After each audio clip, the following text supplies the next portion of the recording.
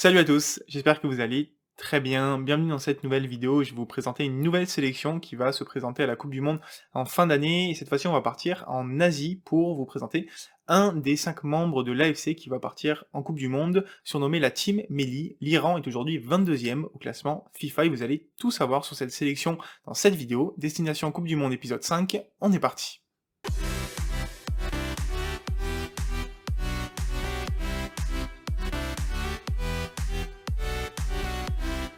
Et donc pour commencer, on va parler un petit peu géographie. L'Iran est un des grands pays d'Asie de l'Ouest avec 1 618 000 km² que se partagent près de 85 millions de personnes. Pays assez concentré puisque sa capitale, Téhéran, compte 15 millions d'habitants. C'est un pays qui est géographiquement stratégique puisqu'il partage des frontières avec l'extrémité est de l'Europe, avec donc la Turquie, l'Arménie, l'Azerbaïdjan, également avec l'Asie orientale, le Pakistan, le Turkménistan et l'Afghanistan, et enfin la péninsule arabe avec l'Irak. Et donc il y a eu beaucoup d'instabilité, notamment politique, dans ce pays. L'Iran est également berceau de l'Empire perse, une des civilisations les plus anciennes du monde, et d'ailleurs le persan ou farsi est toujours la langue officielle du pays, et enfin le pays se veut être une république islamique depuis 1979. Pays créateur du polo, sport qui est aujourd'hui beaucoup moins pratiqué dans le pays, l'Iran est le premier pays du Moyen-Orient à accueillir notamment les Jeux asiatiques en 1974 et a au global une culture du sport assez développée avec le foot qui arrive assez largement en tête, qui est presque considéré comme une deuxième religion là-bas. Le foot arrive justement en Iran au début du XXe siècle via en fait les travailleurs britanniques qui travaillaient dans l'industrie pétrolière. Ils ont créé en 1907 le Téhéran Football Association Club, qui est le premier club sur le sol iranien. Par contre, le premier club fait d'Iraniens, si je puis dire, arrive un petit peu plus tard, en 1920, c'était le Iran Club à Téhéran. Si on parle de la sélection, il y a un premier match officiel mais non reconnu par la FIFA qui a lieu en 1941 en pleine guerre mondiale entre une sélection iranienne et une sélection d'Afghanistan qui se solde par un 0-0. Faut attendre l'année 1946 pour la création de la fédération iranienne qui va rejoindre 2 ans plus tard la FIFA en 1948 et encore 2 ans plus tard, le 25 mai 1950, la sélection iranienne dispute son premier match officiel reconnu par la FIFA face à la Turquie avec une défaite 6-1 malheureusement. La première compétition officielle disputée par l'Iran a lieu en 1951, c'était les Jeux Asiatiques où ils ont atteint la finale quand même, défait par l'Inde finalement. Ensuite il y a un coup d'état en 1953 qui va éloigner la sélection iranienne de football des terrains pendant 6-7 ans. Ils vont revenir en 1958, rejoignant d'un côté l'AFC, qui était créé en 1954, et du coup les qualifications pour la Coupe du Monde 1958, sans succès malheureusement, ils ne vont pas se qualifier. Ils vont ensuite être absents des qualifications pour les Coupes du Monde 62, 66, 70, ils vont échouer en barrage pour la qualification de la Coupe du Monde 1974 face à l'Australie, et finalement, le Graal va être obtenu en 1978, première participation à une Coupe du Monde. Lors de cette première Coupe du Monde, malheureusement l'aventure va s'arrêter assez vite en phase de poule, même s'il ne termine pas Fanny arrachant un point contre l'Écosse en phase de groupe. Ensuite on va plus revoir l'Iran pendant un petit moment puisqu'il y a la révolution iranienne qui commence, puis le conflit avec l'Irak, et donc l'Iran n'est pas inscrit aux qualifications pour la Coupe du Monde 82, disqualifié pour les qualifications Coupe du Monde 86, ils vont retrouver les préliminaires pour la Coupe du Monde en 1990, et depuis ces 4 participations en Coupe du Monde en 1998, 2006, 2014 et 2018, à chaque fois l'Iran pour l'instant a été sorti au premier tour. Je me permets de vous parler rapidement de cet épisode de 2018 parce que pour moi l'Iran avait été une petite surprise dans ce premier tour où ils avaient failli sortir d'une poule où il y avait quand même l'Espagne, le Portugal et le Maroc. Après une victoire inaugurale face au Maroc 1-0, il y avait une défaite de justesse face à l'Espagne 1-0 également, et finalement un match nul 1 partout face au Portugal en fin de groupe qui donne 4 points à l'Iran, seulement 1 de moins que l'Espagne et le Portugal. Je trouve que c'était assez impressionnant. Cette année donc, l'Iran s'est qualifié pour la 6e Coupe du Monde de son histoire au prix d'un parcours de qualification plutôt tranquille si je puis dire. D'abord il y a eu le deuxième tour de qualification où dans un groupe de 5 ils ont terminé devant l'Irak avec 18 points, 6 victoires, 2 défaites, et ensuite ils ont dominé assez largement le groupe de qualification du troisième tour, il y avait notamment la Corée du Sud, ils ont terminé avec 25 points, 8 victoires, un nul et une défaite, des qualifications rondement menées. Allez, maintenant on va passer à l'équipe bien sûr, et je vais d'abord remercier le compte Twitter Regard sur Sport qui m'a beaucoup aidé dans les informations sur cette équipe.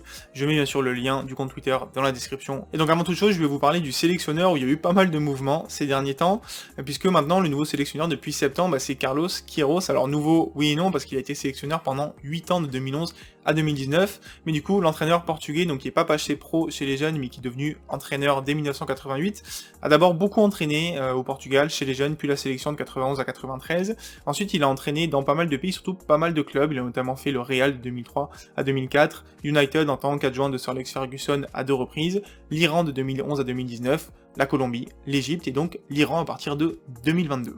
Et donc là, ça va être assez intéressant pour les prochains matchs amicaux de l'Iran de voir qu'est-ce qu'il va adopter en termes de formation. Ce que je peux vous dire aujourd'hui, c'est que l'Iran évolue assez généralement en 4-3-3, parfois en 4-1-4-1. Au niveau du poste du gardien, il y a de la concurrence entre Alizera Beyranvand, qui joue à Persepolis en Iran, et Amir Abedzadeh, qui joue à Ponferradina en D2 espagnol. Les deux, globalement, ont 29 ans et des niveaux à peu près équivalents. Ensuite, en défense, je vais faire de gauche à droite avec un quatuor défensif qui est assez expérimenté, puisqu'on a d'abord Mohammadi, 28 ans, qui joue à l'AEK Athènes, Kanani Zadegan, 28 ans également, qui joue au Qatar à Al Ahly, Osaini, 26 ans, qui joue à Kayserispor en Turquie, et Moharami, qui joue au Dynamo Zagreb et qui a 26 ans. Ensuite, au niveau des milieux de gauche à droite aussi, on a toujours de l'expérience avec Nuholaï, qui joue à Al Ahly, qui a 29 ans, Ezotali, 25 ans, au centre, qui joue en D2 danoise à Vejle BK, et enfin, Golizadeh, 26 ans, qui joue en Belgique à Charleroi. Et par contre, en attaque, c'est là où vous allez sûrement trouver les deux noms que vous connaissez dans l'équipe, puisque à gauche, on a bien sûr Taremi, le joueur de 30 ans du FC Porto, qui a déjà marqué 5 buts cette saison. Devant, en 9, Azmoun, 27 ans, joueur de Leverkusen, mais qui aurait pu être un joueur de Lyon, on se rappelle quand il était au Zénith, qu'il a longtemps été courtisé par l'Olympique lyonnais. Et enfin, un joueur un peu moins connu, qui a joué à l'AZ, puis Brighton, et qui aujourd'hui joue au Feyenoord, c'est Jahan Bakash, qui a 29 ans.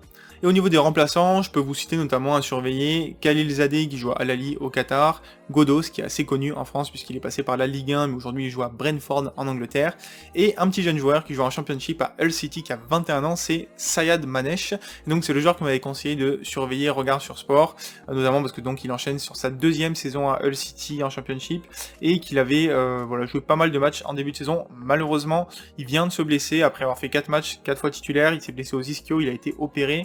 Absent a priori 3 mois, il sera forfait pour la Coupe du Monde normalement, et donc c'est vraiment dommage parce que c'est un des joueurs qui aurait vraiment été à suivre sur la compétition. Du coup, ce que je vais vous conseiller comme joueur à suivre, bien sûr, ça va être Azmoun, le buteur de Leverkusen, qui entame donc sa deuxième saison en Allemagne, un petit peu mieux que l'année dernière, déjà 2 buts en 7 matchs, et qui va essayer de défacer un petit peu son exercice 2021-2022, qui n'était pas forcément flamboyant par rapport à ce qu'il avait montré au Zénith. Et donc ce qu'on peut voir, c'est que la sélection iranienne, elle est faite de beaucoup de joueurs qui jouent dans des championnats étrangers, dont certains dans des clubs assez connus quand même, notamment en première ligue. Du coup, très peu de concentration du championnat local dans la sélection, contrairement à d'autres pays asiatiques, donc c'est une petite spécificité en Iran. Et donc si on se positionne un petit peu sur le pronostic, je vais rejoindre ce que m'avait dit Regard sur Sport. Globalement, ça risque d'être assez compliqué pour l'Iran, qui vient de changer de sélectionneur. En plus, on est dans un groupe qui est pas forcément facile, en plus le groupe B avec l'Angleterre, les États-Unis et le Pays de Galles. Groupe où l'Angleterre part assez largement favorite pour la première place, mais où derrière les États-Unis, j'en parlerai dans une autre vidéo, ont une équipe très jeune et très intéressante qui risque d'être favorite pour la deuxième place. Et enfin avec le Pays de Galles, là pour le coup ça peut matcher entre l'Iran et le Pays de Galles, on verra bien. Globalement je pense que l'Iran va pouvoir aller chercher des points face au Pays de Galles et peut-être les États-Unis, mais pas beaucoup mieux pour la qualification. Ça va être assez difficile. On va avoir quelques éléments d'information aussi prochainement, puisque l'Iran restait sur une défaite en amical 2-1 face à l'Algérie. Il y a 2 matchs prévus face à l'Uruguay et le Sénégal. Et globalement, voilà une sélection qui peut viser peut-être la 3e place de son groupe. La 2e place serait assez surprenant, mais 2018 nous a montré que l'Iran était capable de très belles choses aussi. Et donc c'est sur cette dernière note qu'on va terminer cette vidéo sur l'Iran. J'espère qu'elle vous aura plu, j'espère que la série vous aura plu au global. Encore merci à Regard sur Sport pour toutes les informations qu'il m'a données sur la Team Melli, le surnom de la sélection. Si la vidéo vous a plu, comme d'habitude, n'hésitez pas à la liker, la partager, me le dire en commentaire, poser vos questions en commentaire. Le mieux que vous puissiez faire, c'est vous abonner à la chaîne, bien sûr, on n'est pas loin des 1000 abonnés, on y arrive. Et puis je vous pose donc une question assez logiquement, quel parcours, d'après vous, pour l'Iran, est-ce que vous les voyez sortir des poules? Répondez-moi en commentaire, et je vous dis à très bientôt pour parler foot. Ciao ciao tout le monde.